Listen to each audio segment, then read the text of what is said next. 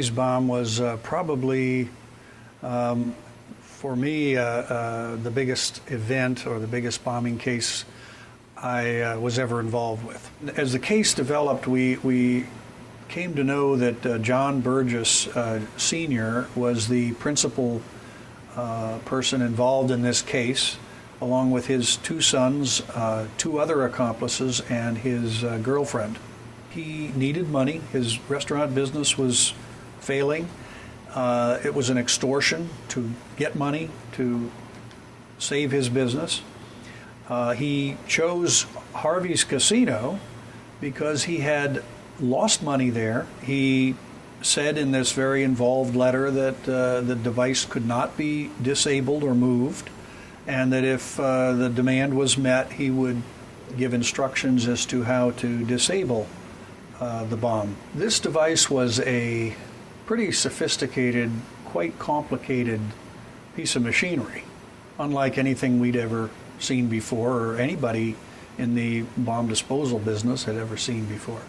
What we know about it afterwards is that it virtually was undefeatable. There were 8 fusing systems, as it turned out. Their timer simply was one of them. The anti-motion switch was another.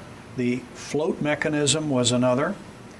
The device was enclosed in a metal box, and the lid of the box was secured by some flat head screws around the perimeter of the lid. Those screws were attached to wires and contacts so that if they were removed, that would detonate the device. There were layers of rubber and metal on the inside of the metal box so that if an entry was attempted, a drilling or some inspection entry was made, that contact would function the bomb. When I got out there and got the full story, it was reported that somewhere in the middle of the night, these fellas delivered this bomb in on a cart or dolly, rolled it into the casino main floor and into an elevator, and took it up to the administrative offices with a cover over it that said IBM. And it was ostensibly a delivery of a piece of office equipment. The group consensus was they would try to create a tool, a shape charge tool that could disrupt the device, basically cut it in half. Take the brains and the top box away from the brawn and the bottom box. When the device did detonate, as designed, when the attempt was made to render it safe, it exploded as intended, and we had terrific damage in that building. Unfortunately, no one was injured because there was time for evacuation. The neighboring casinos weren't necessarily evacuated if they were in a safe area. So the people that were there on holiday and gambling began to make book on when the bomb would go off or if it would go off. I mean, the casinos set up the gambling procedures on this event, and the crowds gathered around at a safe distance, and the device was functioning. This horrific explosion took place, and the crowds cheered, and reveling, and since no one was hurt, it seemed to be a celebration that the tourists kind of enjoyed and took part in.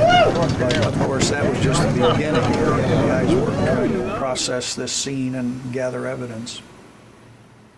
After the blast went off, we had a little shock effect as to the magnitude of this crime scene. Most of the people that we brought to bear to investigate this, myself included, had considerable experience with bombings and post-blast investigations, but nothing of this size. This was complicated by the fact that on a casino floor there were millions of dollars in negotiable instruments, money and casino chips, coins in the machines. All of that had to be recovered and considered while we're searching for evidence. the casino operation wanted to open part of the area, part of their gambling area that was not damaged. And they did build this big wall and put a big picture window in it so that the gamblers could watch the FBI process the crime scene for the next few weeks. From start to finish, this case was a learning experience for everybody. So as bad as it was, although no one was injured, it was really a beneficial training exercise.